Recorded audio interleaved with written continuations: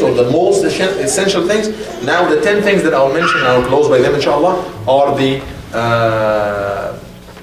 less important. What about washing the feet with the socks? What is it about washing the hands over the socks? Oh, this is completely tackled in a different under a different headline, which is a masah al-khuffayn, or wiping over the socks, and this is completely fine with the condition that we will mention there, which is to have a full wudu first with the feet washed, and then you can put on the socks. Later on, when you break this wudu, every time you need to renew this wudu or have another wudu, instead of washing the feet while having the socks on following these conditions, instead of washing the feet again, you might wipe over the socks, over the up part of the foot.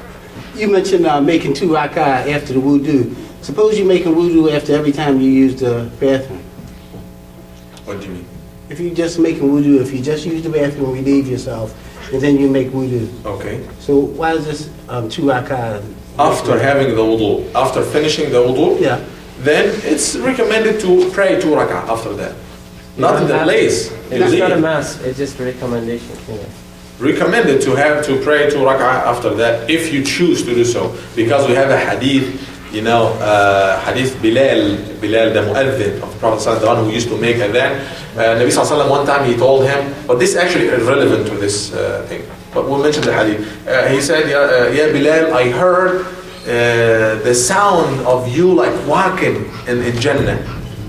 Could you tell me about something special that you do that made me hear this sound?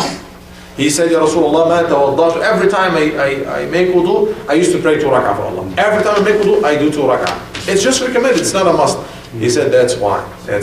So probably you might have an action that is special, you have some dua that you do or so, without having any bid'ah or any innovation or something, you can have something special. Allah will have a special reward for it. You do special action, Allah will give you a special reward, inshallah, for that. So these are the pillars and the essentials of wudu. Yes, sir. When washing the face, if any water falls on the neck here, upper part of it, is it okay or? No problem. Even the water that is used itself, it might, some water might come back to you, like you are in a big sink or you are having wudu on the floor. Water might... washing it like this, if I do like this, because I read somewhere that you're not supposed to, do like this. You might do whatever you want, even if you wash the entire body, but to believe that this is part of the wudu, that you have to do it, this is the mistake here. If you, while you're washing your face, you go down here or here, do whatever you want, but what's only needed from you is to wash the face. But do not think that this additional part, you have to do it. So that if the imam, for example, said, what are you doing, Akhi? This is not part of the wudu. Then you start arguing with him, no, I have to do this because my father. Now this is the problem. But to do extra, it's up to you. Like we said, what is only needed from you, talking about the arms, is to wash the arms up to the elbows. Elbows are included, but it's even recommended to go more. Why? Just to make sure, because there is no line here that say elbows end here.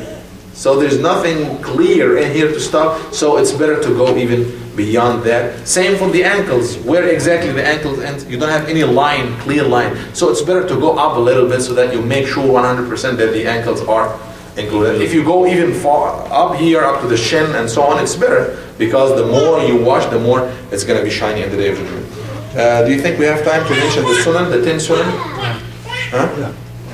La? Yes. Yes? Okay. Sunan al-wudu. Sunan, when we talk about fiqh, ya ikhwan, it shouldn't be confused with sunan, if we talk about hadith, for example, because hadith, the sunnah of the Nabi sallallahu alaihi wasallam, the lifestyle of Muhammad sallallahu alaihi wasallam, is different from the sense of the word when we use it here in fiqh. In fiqh classes, in the legal and jurisprudence classes, it means recommended, meaning that you may do it, you may not do it. This is what's meant by sunnah. But it doesn't mean that it's not important. No, you may do it, you might not do it if you wish. There are 10 items actually. Number 1 is to at-tasmiyah, to say Bismillah at the very beginning. We have a hadith in this regard.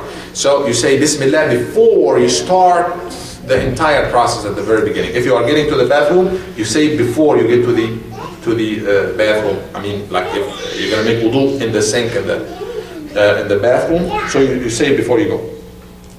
And if you miss it at the beginning, you might say it in the middle, no problem. You say in the middle, Bismillahi awwalahu wa akhirah. In the name of Allah, in the beginning and in the end. If you miss it at the beginning, you can. But if you finish wudu completely, then you don't say Bismillah after you finish it completely.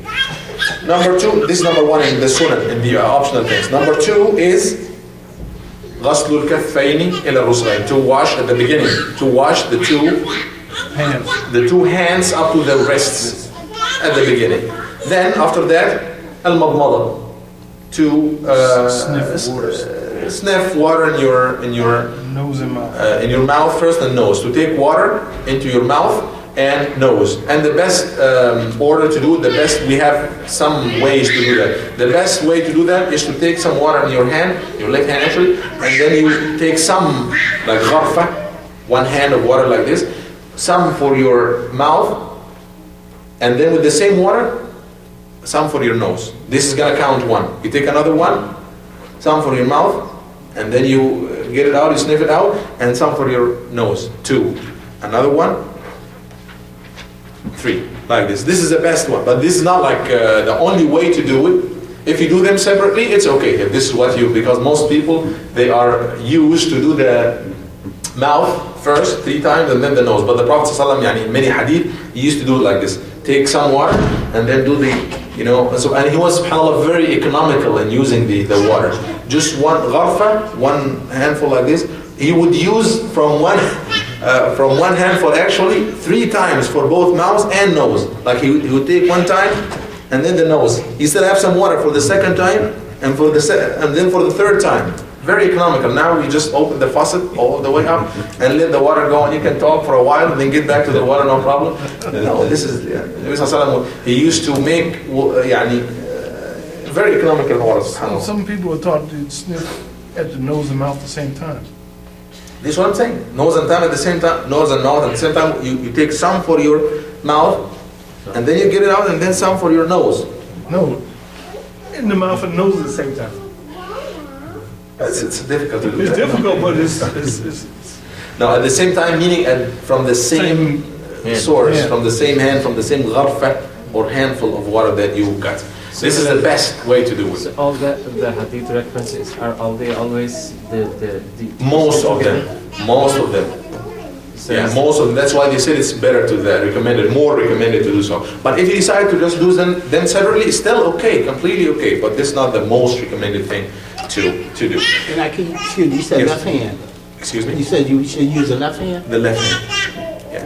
We always use the right hand for the noble things, like writing, like eating and so on. But for washing, for cleaning, for touching, the parts. Again, if you use your right hand, now we're talking about the additional thing.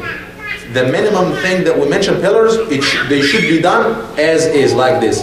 These things, the more you're gonna get of them, the more items you are going to apply, the more reward you get. But if you don't do all of them at all, it's no problem. The wudu is still valid. So you use the left hand.